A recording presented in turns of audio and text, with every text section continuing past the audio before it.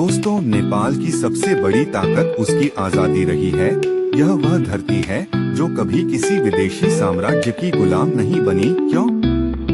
क्योंकि यहाँ की ऊंची ऊंची हिमालय की चोटियाँ, कठिन पहाड़ और अदम्य साहस ने हर आक्रमणकारी को रोक दिया। नेपाल के शेरों ने दहाड़ के सिस्टम से लड़के अपने पॉलिटिशियनों को बता दिया कि हमें आजादी चाहिए बोलने की। हम भ्रष्टाचार और नेपोटिज्म को बर्दाश्त नहीं करेंगे।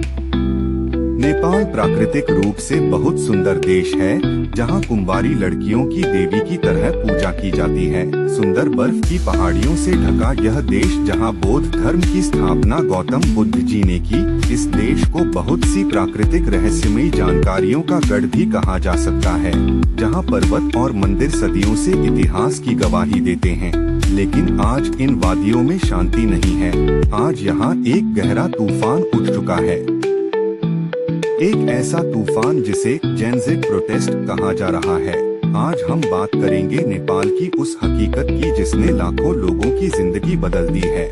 नेपाल की सड़कों पर गुस्सा है, लोगों के चेहरों पर दर्द है और घर घर में डर और बेरोजगारी की छाया।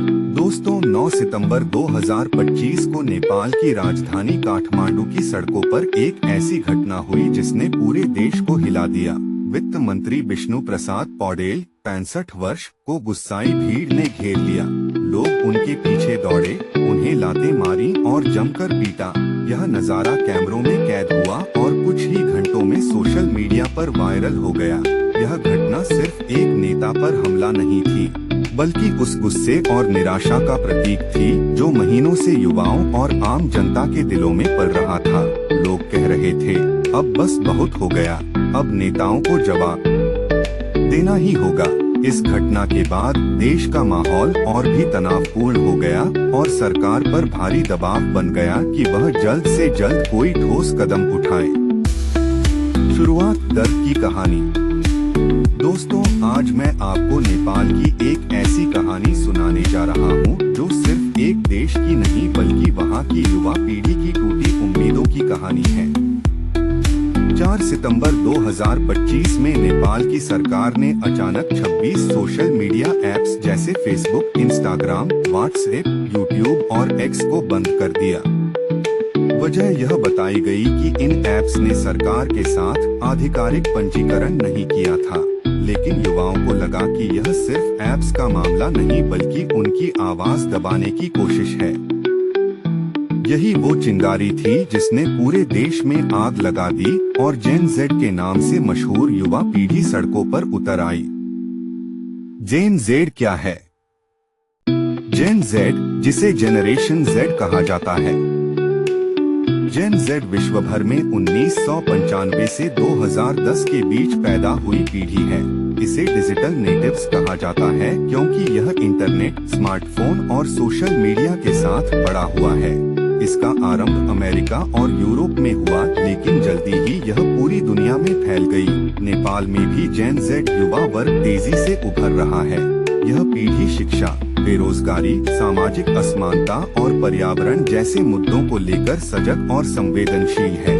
नेपाल में जेन-ज़ेड के युवा भ्रष्टाचार, राजनीतिक अस्थिरता और रोजगार की कमी के खिलाफ सड़कों पर प्रदर्शन कर रहे हैं। ये युवा बदलाव, न्याय और अवसरों की मांग कर रहे हैं।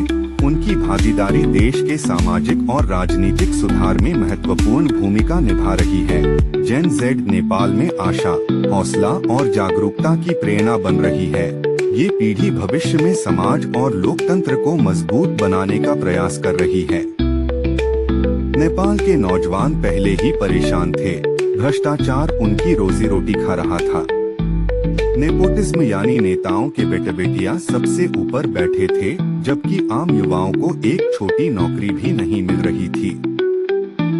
बेरोजगारी का स्तर लगभग 20% तक पहुंच गया था, जो साउथ एशिया में सबसे ज्यादा था। इसी दर्द में जब उनकी सोशल मीडिया की आवाज भी बंद की गई तो उन्होंने कहा, अब और नहीं, हम अपना हक लेंगे। आंदोलन की शुरुआत और ताजा हाल। 4 सितंबर 2025 को नेपाल में कई सोशल मीडिया ऐप्स जैसे फेसबुक, इंस्टाग्राम, व्हाट्सएप, यूट्यूब और एक्स पर बैन लगा दिया गया।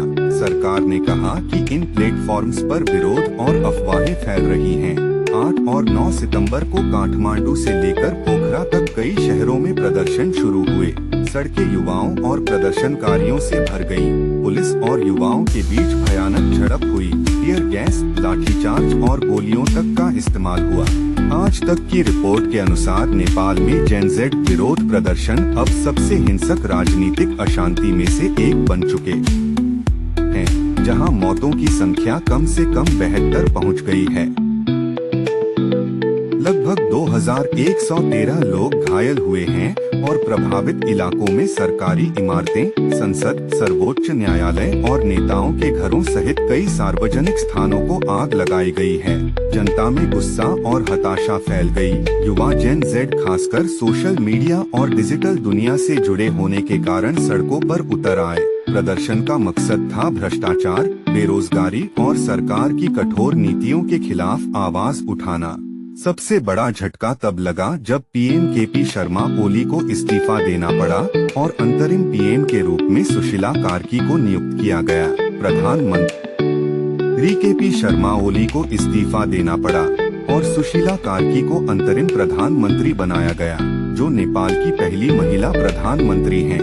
नए अंतरिम शासन ने वादा किया है कि 6 महीने के अंदर चुनाव होंगे। मृतकों के परिवारों को प्रति व्यक्ति रु 10 लाख लगभग 1 मिलियन रुपए नेपाली की सहायता दी जाएगी और घायल लोगों का मुफ्त इलाज होगा। इस घटना ने नेपाल में युवाओं की ताकत और जेन ज़ेड की भूमिका को पूरी दुनिया के सामने लाकर रख दिया। युवा अब सिर्फ पैसिव ऑब्जर्वर्स नहीं बल्कि सक्रिय बदलाव के लिए खड़े हैं। बेरोजगारी और पलायन। नेपाल का सबसे बड़ा जख्म बेरोजगारी है। हर साल लाखों बच्चे ग्रेजुएट होते हैं पर नौकरियां नहीं होती। युवाओं को मजबूरी में गल्फ देशों, भारत और रूस तक जाना पड़ता है। रिपोर्ट्स के मुताबिक 15,000 से ज्यादा नेपाली युवा रूस यूक्रेन युद्ध में भर्ती हुए, जिसमें कई की जान चली गई। अपने परिवार के लिए पैसा भेजने के चक्कर में उन्होंने अपनी जिंदगी दांव पर लगा दी। यह सोचकर दिल फट जाता है कि माँ बाप अपने लाल को पैसा कमाने भेजते हैं और उनकी लाश वापस आती है। शिक्षा और वेश्यावृत्ति का दर्द। नेपाल के स्कूल और कॉलेजों की शिक्षा की गुणवत्ता बहुत नीचे गिर गई है। प्राइवेट स्कूल महंगे और आम आदमी के लिए मुश्किल हैं। सरकारी स्कूलों में न शिक्षक हैं, न सुविधाएं। ऊपर से कोई नौकरी गारंटी नहीं। इसी वजह से बहुत सी लड़कियां और युवा मजबूरी में वेश्यावृत्ति तक धकेले जा रहे हैं। काठमांडू और बॉर्डर टाउन में यह समस्या खुलेआम है। यह सिर्फ गरीबी नहीं बल्कि एक देश का भविष्य खत्म होने जैसा है। नेपोटिज्म और करप्शन। नेपोटिज्म और करप्शन नेपाल में युवाओं के गुस्से और निराशा का सबसे बड़ा कारण बने हैं। राजनीतिज्ञों के बच्चों के लिए सब कुछ आसान है। उन्हें टॉप जॉब्स मिलती हैं, राजनीतिक पार्टियों में टिकट मिलते हैं, सरकारी और निजी कॉन्ट्रैक्ट मिलते हैं और आम युवा सिर्फ लाइन में खड़े होकर अवसरों की प्रतीक्षा करते हैं।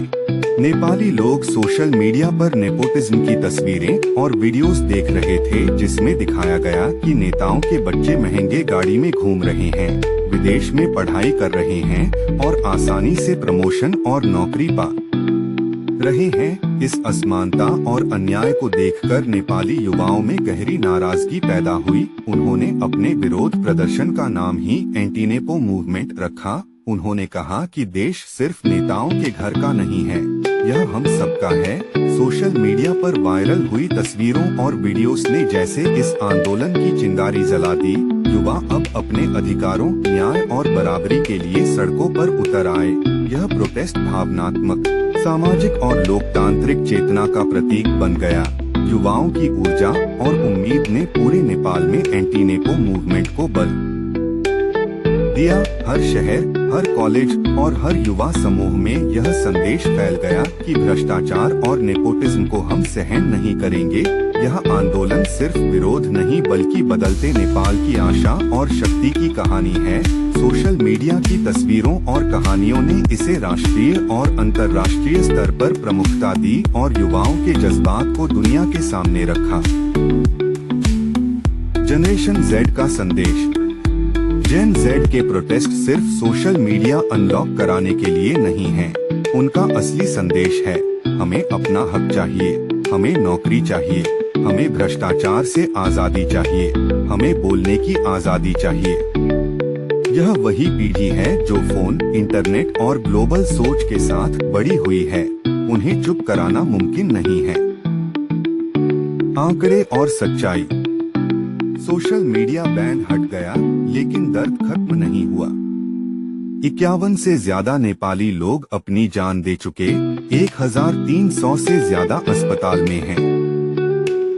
20% नेपाली युवा बेरोजगार हैं। नेपाल की स्थिति का असर। दोस्तों, नेपाल में चल रहे जेनजी प्रोटेस्ट का असर अब पड़ोसी देशों तक साफ दिखने लगा है। ताज़ा रिपोर्ट्स के अनुसार भारत नेपाल बॉर्डर पर सैकड़ों ट्रक फंस गए हैं। ये ट्रक रोजमर्रा की जरूरत का सामान, दवाइयाँ, ईंधन और खाद्यान्न लेकर नेपाल जा रहे थे, लेकिन सीमा पर कड़ी जांच और सुरक्षा कारणों से इन्हें रोका गया है। लंबी कतारों में खड़े ये ट्रक न सिर्फ व्यापार को प्रभावित कर रहे हैं, बल्कि नेपाल के भीतर सप्लाई चेन पर भी दबाव बना रहे हैं। विशेषज्ञों का मानना है कि अगर हालात जल्द नहीं सुधरे तो नेपाल में आवश्यक वस्तुओं की भारी कमी हो सकती है। इस स्थिति से दोनों देशों के व्यापार और लोगों की जिंदगी पर गहरा असर पड़ रहा है। समाधान क्या है? नेपाल को नई सोच की जरूरत है, नए नेताओं की जरूरत है जो सिर्फ अपने घर के लिए नहीं बल्कि देश के लिए सोचें। भ्रष्टाचार को रोकना होगा, नेपोटिज्म को खत्म करना होगा, एजुकेशन सिस्टम को मजबूत करना होगा, नई इंडस्ट्रीज और जॉब्स क्रिएट करने होंगे, और सबसे जरूरी है कि युवाओं की आवाज को रिस्पेक्ट दिया जाए। अगर नेपाल ने अपने युवाओं को इग्नोर किया तो देश और डूबेगा। दोस्तों, नेपाल के बच्चे सड़कों पर खड़े होकर बस इतना कह रहे हैं, हम भी इंसान हैं, हमें जीने का हक दो, नौकरी दो, इज्जत दो, अपनी माँ के आंसुओं पोंछने का मौका दो। यह कहानी सिर्फ नेपाल की नहीं बल्कि हर उस देश की है जहां भ्रष्टाचार और नेपोटिज्म युवाओं के सपने खा जाते हैं। नेपाल की सड़कों पर गिरती हुई खून की बूंदें हमें यह याद दिलाती हैं कि अगर समाज ने अपनी पीढ़ी को इग्नोर किया तो कल का सूरज अंधेरा ले आएगा। अगर आपके पास इस स्थिति को लेकर कोई सुझाव है तो कृपया अपने विचार हमारे साथ साझा करें ताकि हम एक खुली और ईमानदार बातचीत रख सकें। आपकी आवाज और अनुभव हमारे लिए महत्वपूर्ण है। अगर चैनल को अभी तक सब्सक्राइब नहीं किया है तो कृपया कर लें और एक प्यार से लाइक करके बेल आइकन जरूर दबा दें। मिलते हैं